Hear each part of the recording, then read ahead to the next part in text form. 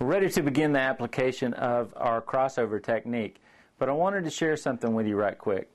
You'll notice that our triangle section, as our first diagonal line came back just behind the right ear, we're working on this curved surface here. So if you notice, if we were to try to place one foil, or all of this hair into this one foil, it's really not going to be able to fit. And if we were to try to cram it in there, we'd actually have to pinch the edges of our sectioning. What happens when we release that hair, however, is that it starts to bind out and we're not going to be able to get good color saturation on the corners. So what we'll need to do to prevent this is actually just split the section into two sections.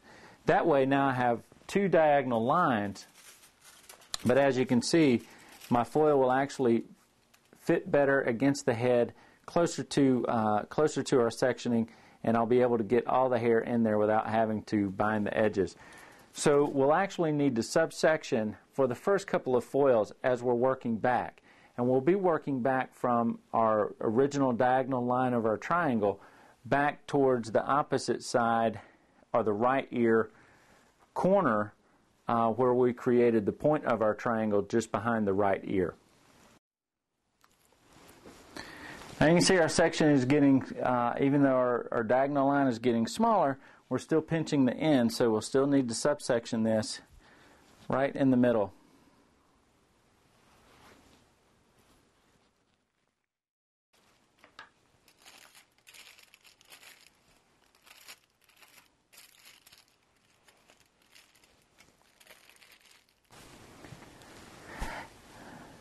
We've worked this to the middle part of our triangle, and now I can actually get one foil into the section without having to subsection this. So we'll place our one foil in, and as you see, I'm not pinching the edges or binding here, so preventing the hair from springing back and not getting color on the ends.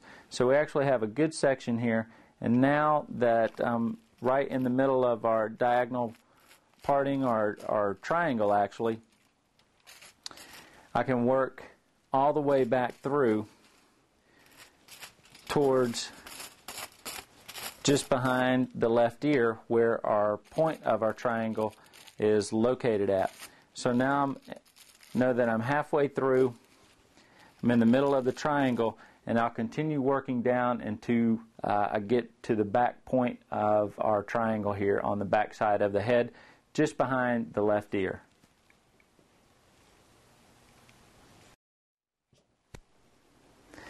As you can see, we've worked back almost to just behind the left ear to the corner here. I have a couple more foils to go, and then we'll be complete.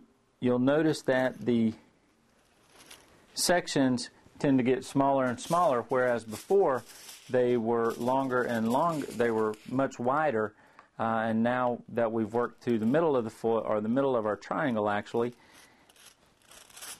we've gotten to the point where now our sections are becoming smaller and smaller as far as the width goes.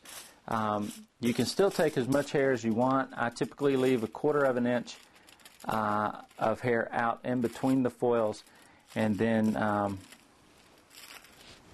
just weave off the top of the previous section. So I've got enough room here to place 1 or 2 more foils.